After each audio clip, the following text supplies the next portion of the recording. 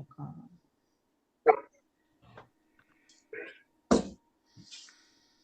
calm. Are we back in like the class one or? We're back in the classroom now. Oh, wow. Everyone just like went away for a second. Okay. Okay. Let me look at the chat.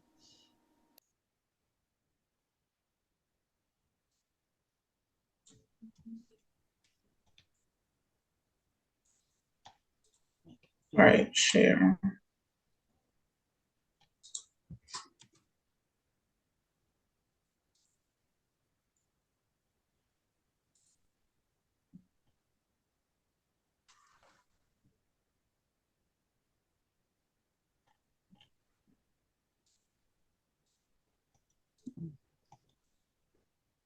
I don't know why that old stuff on the chat's in here. Be quiet.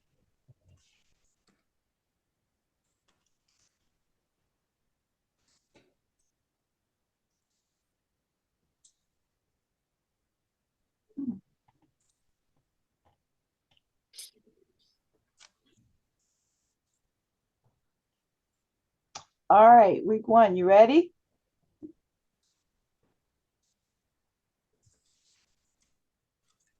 Week one, group one. Are you ready? Yep, and I just read it off. I just Yeah, let me put you in the speaker view so we can get a good look. All right, Kyle, your speaker. Everybody else put yourselves on mute.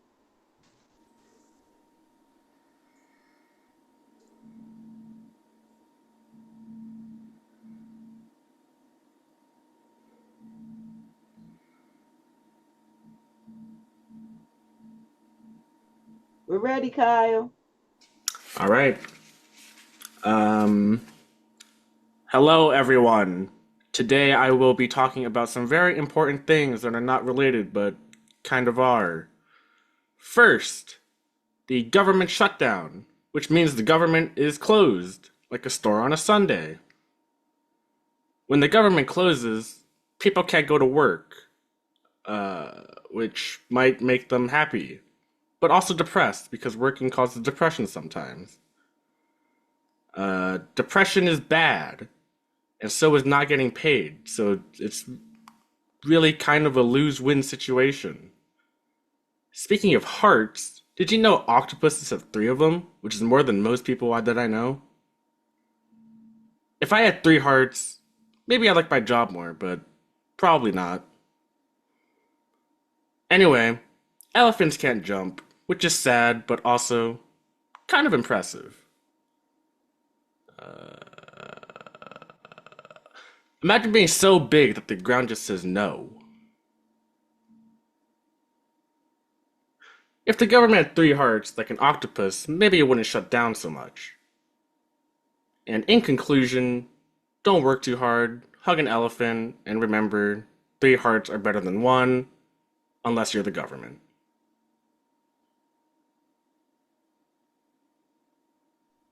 Okay, Kyle, good job in giving us our speech. All right, so what were some of the things that we came up with for group one? We wanted it to make absolutely Well, zero sense. wait. Let the other students say Oh, what. my bad, my bad. Yeah, what was bad about you?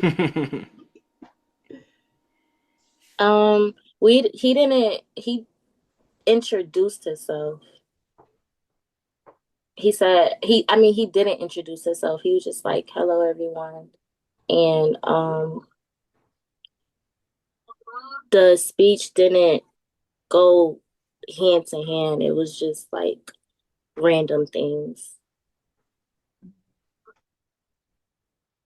No real organization of the ideas, right? Yeah. Yeah, Now that was the goal. you don't always have to introduce yourself. Generally, when someone's speaking, there's somebody who introduces the speaker. So typically, you probably would not have to. but you were on the right track because he had absolutely no introduction, right? He just went straight in to tell you what he was getting ready to talk about. And he didn't deliver a full central idea. He delivered a partial specific purpose, right? That was the goal for us to just like, first we started with 4 different topics that had nothing to do with each other, which was the government shutdown, how working can cause depression, how octopuses have 4 hearts, and how elephants can't jump. And we just tried to throw it all together and just, yeah. What other things regarding delivery did you see? He was doing that on purpose. He kept looking down, saying, and he wanted to do that on purpose because we're not supposed to do that. Right. No eye contact, just reading from the paper. Zero eye contact. Good job, Kyle. Like he wasn't even talking to us. He was talking to himself. Yes, for sure. Another thing, well, in that his pauses, they weren't really appropriate, right? Mm-hmm. And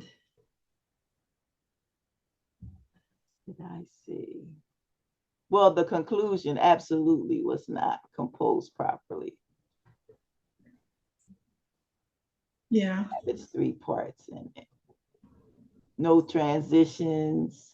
Nothing. It was just like facts that were spit out and that had nothing to do with each other. And that's what our worst speech was. No real organization. Yes. Mm-hmm. Yes. All right. Good job at making a worse speech. Thank you. I wish we got a grade. All of it counts. Like when you come to class, it counts. That's part of that portion where I said, I'm going to grade you based on your performance. Like how did you improve? Did you participate? Did you care about it? Like, were you with us mentally as well as physically? Kyle wasn't here. Awesome, Kyle. Yeah. Your grades at the end, I'm going to look to see how have you improved. And that's what I'm going to look for. Have you improved? So you might get a rocky start in the beginning, but you can have a very strong finish if you do what I tell you to do. If you keep doing things the same way, then you haven't improved, in my opinion. Because I asked everybody in the beginning, did you ever take a class in public speaking? And nobody did. All right. Thank you very much, Group 1. Group 2. Put you on the speaker view. I'm speaking. Okay, great. So he said race, ethnicity, and culture are the same thing and live in the same category. There are many different terms to describe people accordingly. They all have cultures and to their social construct. Some all speak the same language, some don't. Some races aren't. Some races aren't the same, and you have to pay attention to how they look. Most people in the group are heterogeneous. They all may identify the same characteristic, but are different. Being sensitive is more important than speaking to certain demographics. And regardless of names or looks, everyone isn't American because everything American is Western Hemisphere. Okay. Is that it? Yeah, that was it. Okay. All right. What did we see with Craig in Group 2? Maybe there's no proper conclusion, and also there's no many connection words. Mm-hmm. Yeah, we didn't see any connectives there. Yeah, just sentences. Mm-hmm. What else?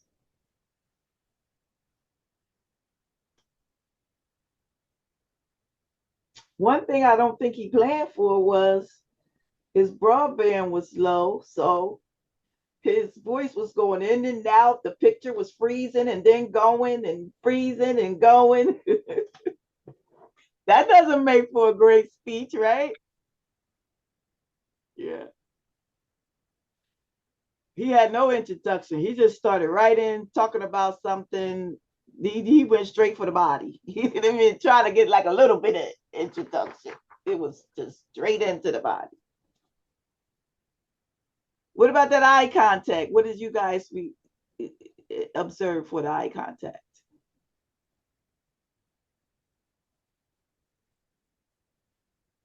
I didn't look at the camera.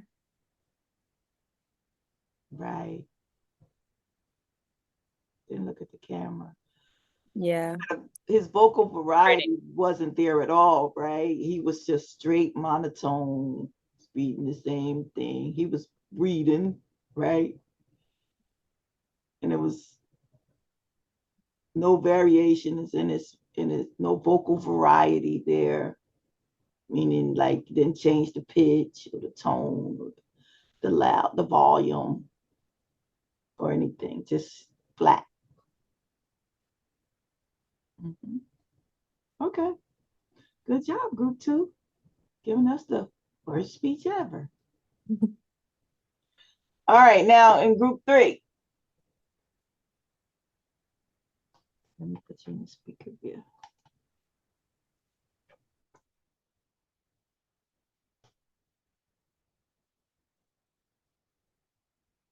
Who's the speaker for group 3? It's Gigi. Gigi, turn on your audio.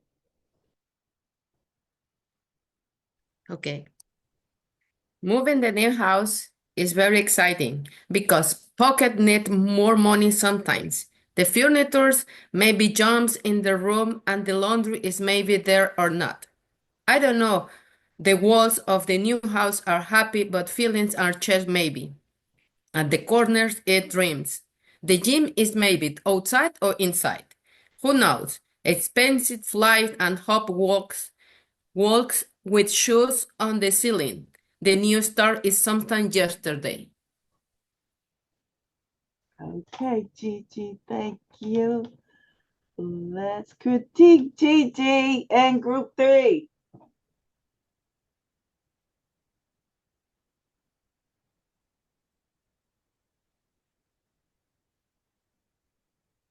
Are you talking, Craig? Because you're muted. Were you trying to say something? You're Nah, somebody else was talking to me. I'm sorry. okay.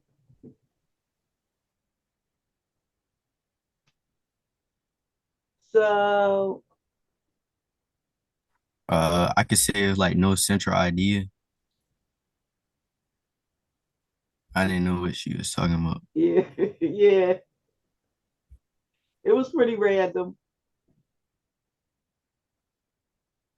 She didn't have any introduction either, right? The organization was all over the place. Yeah. She didn't have all 3 parts of the speech for sure. Just one big body. What about her delivery techniques, did you say? And she didn't really pause when she was like saying what she was saying. Yeah. And I think she was deliberately like she was speaking very fast. Right. For sure. And we know Gigi has a pretty heavy accent, right? And so we said when you have a heavy accent, you have to speak a little slower. And she purposely sped it right up. Yeah.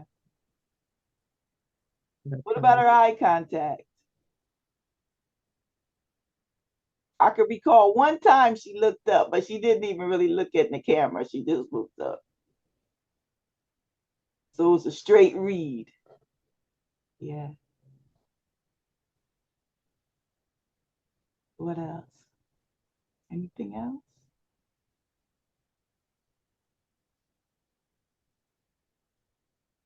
You think of anything you think of, Ruby?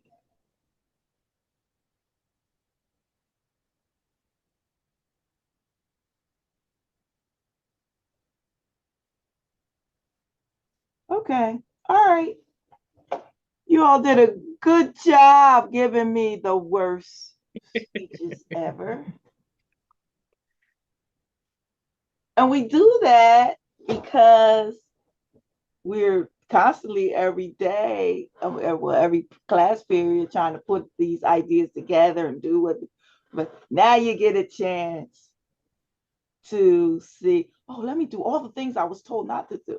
Oh, you know those things now, right? You know those things. And we put them front and center today. So that's why we do that exercise. Because it's a way for you to see, oh yeah, I know what not to do. And you did a good job with that. Okay.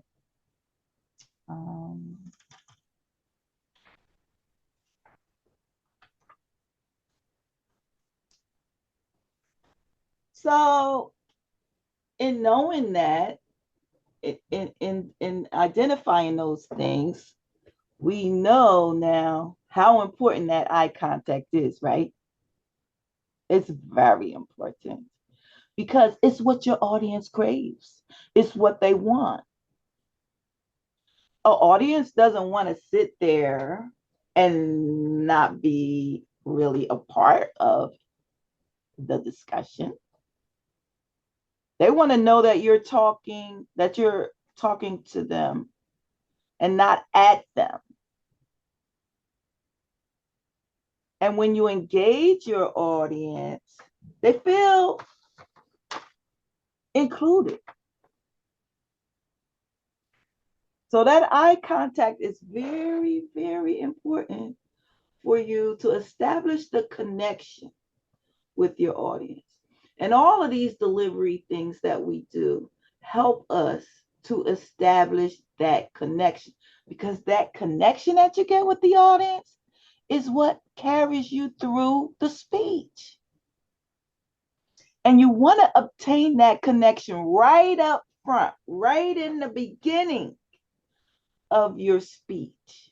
Because as I told you before, if you lose them, if you don't get their attention in the beginning, it's kind of hard to get the people back.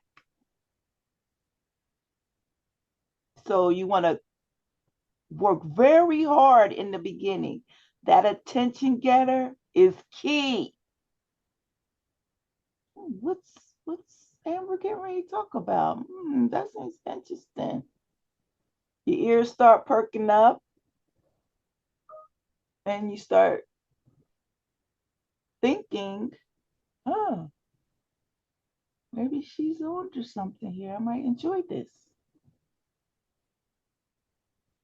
But if your audience is sitting around wondering what they're going to cook for dinner, and because you're so monotone and you're not looking at them, you're not including them, you're reading your speech, that message is not going to get through, is it? No, not at all. Sometimes I feel like that in class, that I'm just talking, and nobody's listening. But as we talked about in the very beginning, or the chapters in the very beginning, talking about your audience, knowing your audience, it's important for you to understand that the communication is ongoing, continuous, always happening, back and forth, back and forth. It's always happening. Now, as we saw with our first exercise, there's varying communication models out there. And sometimes you have to just pick the one you feel as though is the best. But overall, some of these one-way communication theories out there, they have been dispelled now, because it is some type of ongoing back and forth existing in communication. And at some point, the speaker becomes the listener becomes the speaker. At some point.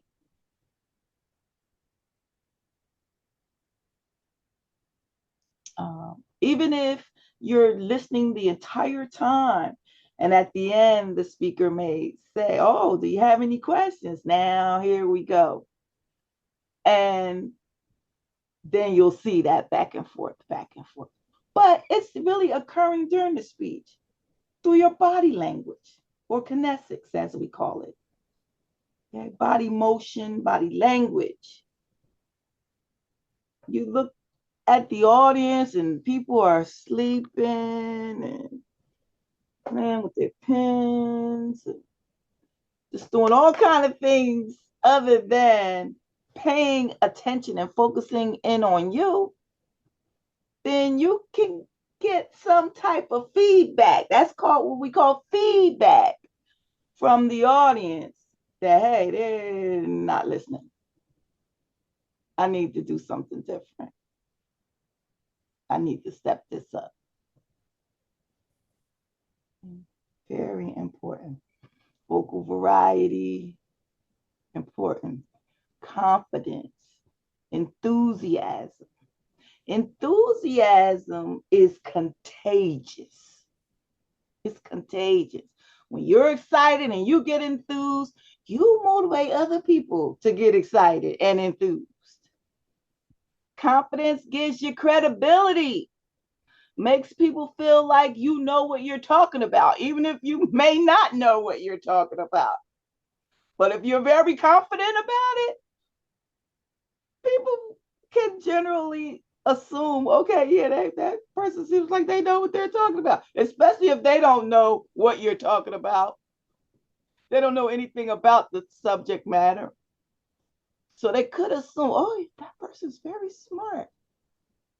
But they may only have the gift of gab. They may only be great deliverers of a message. But as a listener, your job is to focus on the message. Okay? Everybody's not a great speaker. Most people are not great speakers. However, focus on that speaker's message. Don't fall prey to someone's delivery or their appearance or their, quote, word salads that they may be delivering to you. Okay. Pay attention to the message. That was one big mistake many German people made when they bought into some of these messages that Hitler gave. The man had the gift of gab, so to speak. He knew how to get a message across. But a lot of people weren't focusing in on the message. And as a listener, you are just as responsible as the speaker in terms of successful communication. Okay. Listen to that message and not only listen to it, analyze that message. What is that person really saying to you? And you have to decide if you accept that or not. So don't fall prey to someone's speaking abilities, because too often we get caught up in that and we don't pay attention to what's actually being said or done in the message. Yeah. All right. Any questions about today? Next week, I believe you're going to bring your favorite your menus from your favorite restaurant. So make sure you read everything in the modules so you'll be prepared for next week's vocal variety. And yes, Joanie, we will be getting a grade for that impromptu speech next week. So practice on. Even though it's impromptu, but practice a little bit before you come. Know what you're going to tell us about that menu. I'm going to give you some time to develop it some, but it might be a good idea to take a few minutes during the week, look over your menu, know what you're going to talk about in your vocal variety speech. And what, just a guess of what we're going to talk about in vocal variety. What you think? In next week's speech, next week's impromptu. Focusing in on that delivery, right? Delivery. Okay, any questions at all? Any questions? Let's make sure we got everything. I want you to start thinking about your topics for your informative speeches. Let me see.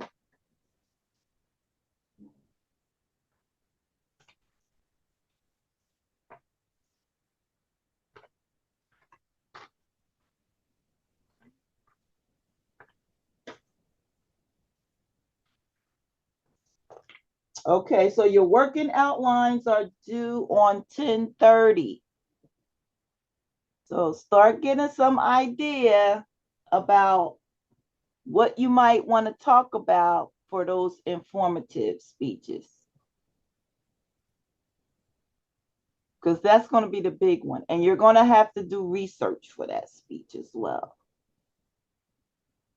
And there's a guide there that tells you all, it's called the informative speaking parameters, it's called. And it has all the information in there of things you must complete for the informative speech.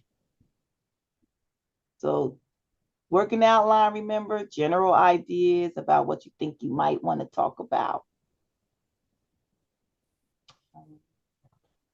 in your informative speech. And it could change.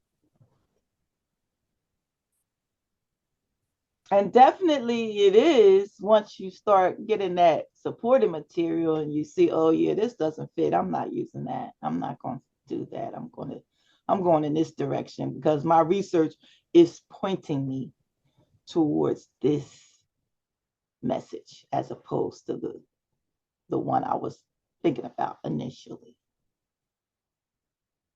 All right, and remember, we start with the body, those main points, and all that supporting material.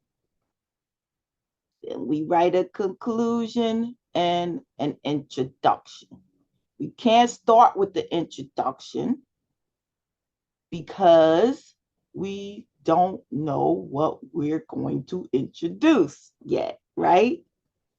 So while you may have an idea about that specific purpose, that central idea is going to crystallize very late in the process, the full one that you're going to use during your speech. All right, that's it for today. We got an early out. Thank you. Have a great day. Okay, thank you. Everybody. Thank you, Professor. Have a great week. You too. Thank you, Professor. Bye. Welcome, Amber. Take care. Thank you.